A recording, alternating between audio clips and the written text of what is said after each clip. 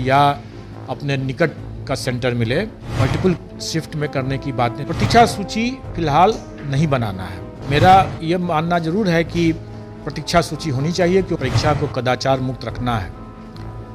तो हमें ऐसे जो फ्रॉड करते हैं, जो कदाचार करते हैं, उनसे हमें 2 कदम आगे रहना है। और जितना संख्या ज़्यादा रहेगा उतना वो सही वो स्टैटिस्टिकल मॉडलिंग पॉसिबल है। और इसीलिए परसेंटाइल सिस्टम, जितने विकल्प हमारे सामने आएंगे स्केलिंग करने के, उन सभी विकल्पों को हम। नमस्कार, आप देख रहे हैं द बिहार टॉप। मैं हूं आदेशपुरी। आपको बताएं कि बीपीएससी 67वीं पुनर्परीक्षा बहुत ही सफल तरीकों से संपन्न हो गई। पारदर्शी तौर तरीके अपनाए गए और ऐसी व्यवस्था की गई जिससे कोई भी गड़बड़ी न हो सके।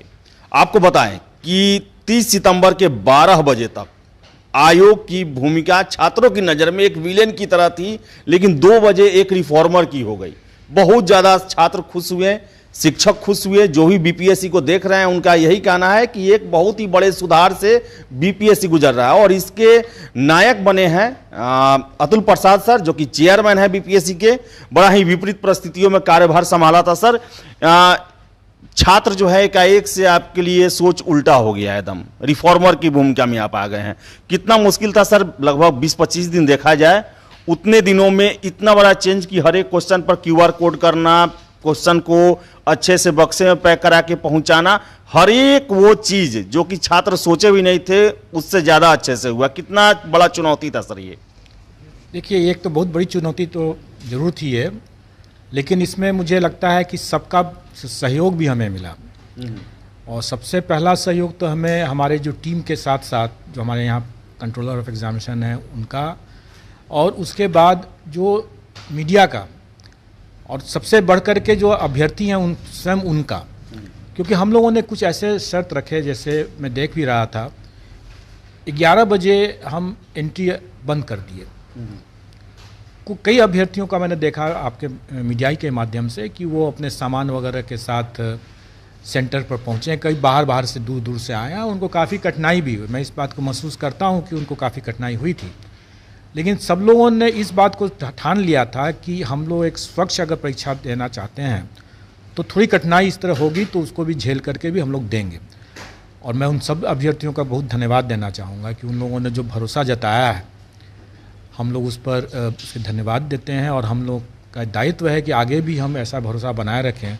इस जिम्मेवारी के बोझ के साथ और बोध के साथ भी हम लोग अपना आगे भी काम जारी रखेंगे। सर, आपने 30 तारीख को परीक्षा संपन्न होने पर एक पीसी किया था। उसमें आपने एक शब्द का जिक्र किया था कि हम 68वीं परीक्षा को लेकर जो है कुछ परिवर्तन करेंगे।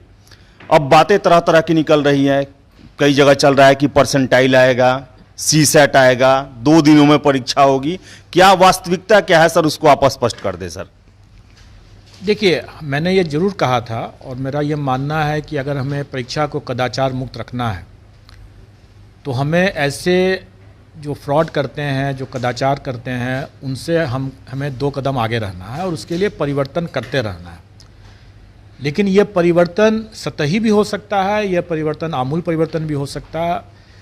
ये इसका अभी निर्णय ही नहीं हुआ है, इसलिए कोई भी खुलासा करना संभव भी नहीं है। लेकिन मेरा इतना मानना है कि जो भी परिवर्तन होगा, अगर वो सतही परिवर्तन है तो उसकी सिर्फ आपको जानकारी दे दी जाएगी और आपको मतलब कि अभ्यर्थियों को मीडिया के माध्यम से भी जानकारी दी जाएगी। लेकिन अगर कोई विशेष महत्वपूर्ण या आमूल परिवर्तन की अगर बात करते हैं, जैसे खास करके अभी जैसे आपने कहा है कि 2 शिफ्ट में करना या परसेंटाइल सिस्टम करना या स्केलिंग करना, तो जो हमने जो पिछले 2 महीने के अपने जो अनुभव को देखा, जो प्रथम बार में हम लोगों ने प्रयास किया था सेंटर्स नहीं मिलने के बाद परसेंटाइल सिस्टम करने का, मेरा व्यक्तिगत मानना है कि ये सिस्टम बड़ा अच्छा है। लेकिन हम हो सकता है कि हमारे बीपीएससी के बारे में लोगों की जो धारणा उस समय थी, उसके कारण से हम वो विश्वास नहीं उत्पन्न कर सके और अभ्यर्थी उससे संतुष्ट नहीं थे और इसके कारण उसका ज़बरदस्त विरोध भी हुआ। अब मैं इससे एक तरह से मैं समझता हूँ कि अब जो हम लोगों ने जो परीक्षा कराया वो कदाचार मुक्त अगर है और अभ्यर्थियों को उससे संतुष्ट अगर हैं, तो एक विश्वास का भी माहौल बना है और हम उस विश्वास के माहौल को तोड़ना नहीं चाहेंगे। इसलिए अगर कोई भी आमूल परिवर्तन अगर हम करते हैं तो निश्चित तौर पर उस परिवर्तन को लागू करने के पहले अभ्यर्थियों का भी उससे संवाद किया जाएगा, उनसे वार्ता की जाएगी, उनको बताया जाएगा कि हम ऐसा करना चाहते हैं, और उसके बाद उनके जो भी आपत्ति हो, जो भी सुझाव हो, परामर्श होंगे, उसको सम्मिलित करते हुए ही वो आमूल परिवर्तन किए जाएंगे।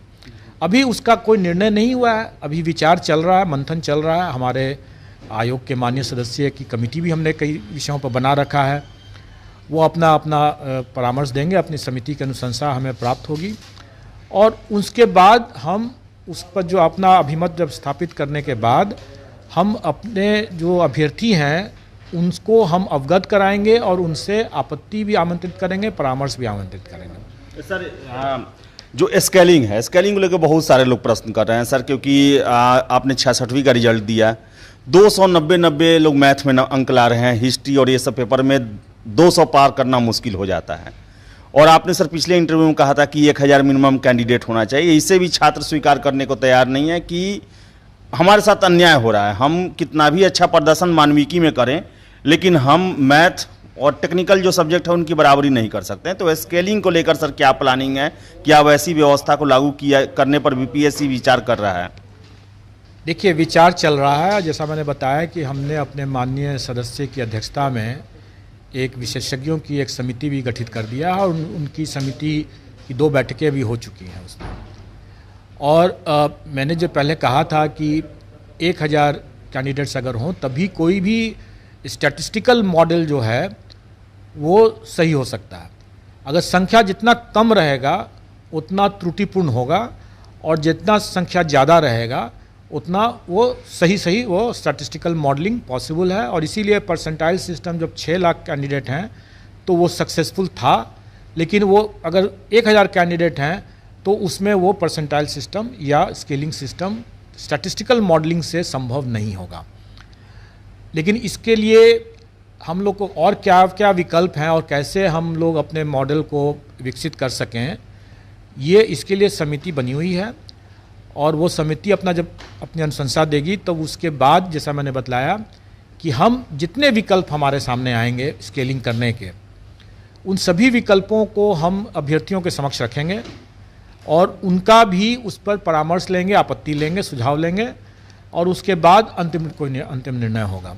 तब तक ये नहीं कहा जा सकता है कि हम करेंगे ही करेंगे, ऐसी बात अभी फिलहाल नहीं है। सर, वेटिंग लिस्ट को सर क्या है सर? 64वीं से छात्र, बहुत सारे छात्र हमको पर्सनली कहते हैं 64, 65, 66 दे दिए, उनका कहना है सीटें भी खाली हैं, हमने इंटरव्यू भी दिया, हमारा चयन नहीं हो पा रहा है। तो इसको लेकर सर क्या आगे रणनीति, इस पर क्या काम चल रही है सर? देखिए, प्रतीक्षा सूची के संबंध में हमारा व्यक्तिगत जो विचार है वो कोई जरूरी नहीं है कि वो सरकार के विचार से वो अनुरूप हो।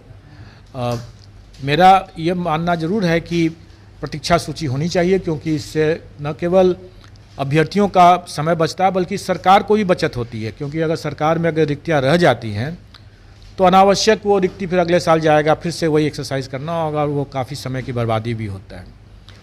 लेकिन सरकार के शायद पूर्व के कुछ अनुभव के कारण से, और वो अनुभव भी जो कटु अनुभव होंगे सरकार के उस समय, मैं जानता हूँ उस बात को, प्रतीक्षा सूची फिलहाल नहीं बनाना है। हम लोग इस पर जरूर विचार कर रहे हैं कि हम लोग अपना उसमें परामर्श सरकार के समक्ष रखेंगे, देंगे, और फिर अंतिम निर्णय इसमें सरकार का होगा कि वो प्रतीक्षा सूची चाहते हैं कि नहीं चाहते हैं, और चाहते हैं तो कैसे करना होगा। हमारी अनुशंसा बिल्कुल रहेगी, आयोग की अनुशंसा रहेगी कि प्रतीक्षा सूची बनाई जाए। सर, अंतिम प्रश्न सर, कैलेंडर को कड़ाई से पालन किया जाएगा और 6वीं जनवरी में ही संभावना है सर, और सर सेंटर नज़दीक को लेकर सर छात्रों का मांग है सर? देखिए,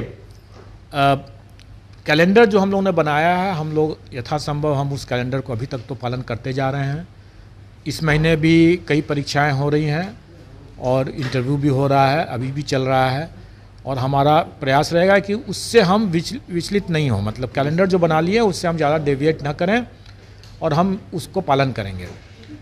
और इसी क्रम में हम लोगों ने सरकार से अनुरोध भी किया हुआ है कि जो भी वैकेंसी है 68th के लिए वो अपनी पूरी की पूरी दे दें, ताकि हम लोग समय पर उसको भी कर लेंगे। 67th की जो है वो लिखित परीक्षा भी हम लोग समय पर करेंगे, जैसा हम लोगों ने कैलेंडर बना रखा है।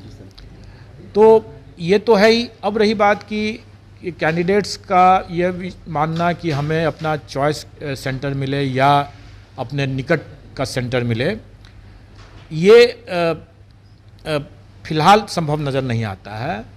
और यद्यपि मैं समझता हूँ इस बात को कि कई छात्र, खास करके मतलब पुरुष अभ्यर्थी, ये मांग करते हैं कि जब महिला अभ्यर्थियों को जब ये सुविधा है तो पुरुषों को क्यों नहीं है।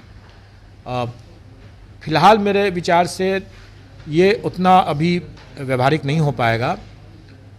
अगर हम एक शिफ्ट में एग्ज़ाम लेते हैं तब तो बिल्कुल ही ये नहीं हो पाएगा, क्योंकि तब मुझे पूरे बिहार में, जैसे अभी हम लोगों ने सेंटर्स बनाया और जिस तरह का व्यवस्था किया, और एक दो चार जगहों पर जैसे सेंटर की गलती से उन छात्रों को, अभ्यर्थियों को परेशानी भी हुई उसके कारण से, तो ये तो अभी होगा ही होगा अगर एक शिफ्ट में अगर होगा। अगर हम एक से अधिक शिफ्ट में करेंगे तो संभव है कि हम फिर उसमें सीमित सेंटर पर व्यवस्था कर पाएंगे और तब उसमें बेहतर सेंटर्स हम रख सकते हैं, सुविधाजनक सेंटर्स रख सकते हैं। इस क्रम में मैं एक बात जरूर अभ्यर्थियों को बताना चाहूँगा कि अभी एक स्टैंडिंग कमेटी की, जो आयोग के मतलब विभिन्न राज्यों के अध्यक्ष, उनकी बैठक थी वहाँ पर, और उसमें उसकी अध्यक्षता इस बार गोवा कर रहे थे और गोवा के अध्यक्ष भी थे वहाँ पर। तो उसमें जब मैंने इस बात को रखा कि क्या ऐसा कोई उदाहरण है जहाँ मल्टी सेशन, मतलब कि एक से अधिक सत्र में, या 2 पाली में या 3 पाली में ऐसा किया जाता है, कहीं पर कोई इसका पूर्वोदाहरण है, तो गोवा ने बताया मुझे कि उनका न केवल एक है बल्कि वो तो 8-8 सत्र में, पालियों में, मतलब अपनी छोटी परीक्षाओं को उन्होंने आयोजित किया है। तो पूर्वोदाहरण है हमारे पास और व्यवस्था लोग करते हैं, अलग अलग राज्यों में अपना अलग अलग परिस्थितियों के अनुरूप अपना समस्या का समाधान करते हैं। लेकिन जो बड़े बड़े राज्य हैं, जैसे यूपी के भी थे वहाँ पर, और हरियाणा के भी थे, गुजरात थे, आंध्र प्रदेश थे, इन लोग जगहों में अभी वो बात नहीं थी, जो मल्टीपल शिफ्ट में करने की बातें नहीं हुई है वहाँ पर। तो अब अगर सेंटर को अपने सुविधाजनक सेंटर बनाना है तो हमें मल्टीपल शिफ्ट की ज़रूरत पड़ेगी। अन्यथा अगर हम एक सत्र में ही अगर करते हैं तो निश्चित तौर पर बड़ी परीक्षाएं जो हैं उसमें सेंटर्स तो पूरे राज्य में रखने की बाध्यता होगी, और उसमें हम फिलहाल जो सुविधा जो है वो महिला अभ्यर्थियों और दिव्यांगजनों को जो देते रहे हैं वही दे पाएंगे। अभी हम पुरुष अभ्यर्थियों के लिए ये बराबरी हम कराना संभव नहीं होगा। तो अध्यक्ष अतुल प्रसाद जी थे और